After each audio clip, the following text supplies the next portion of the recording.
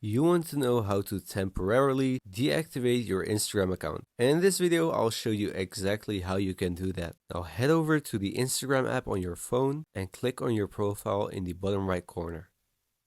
Now click on the three dots in the top right corner. Now click on Settings and Privacy. In the search bar at the top of the screen, search for deactivation and click on the first option. Now select the profile you want to deactivate.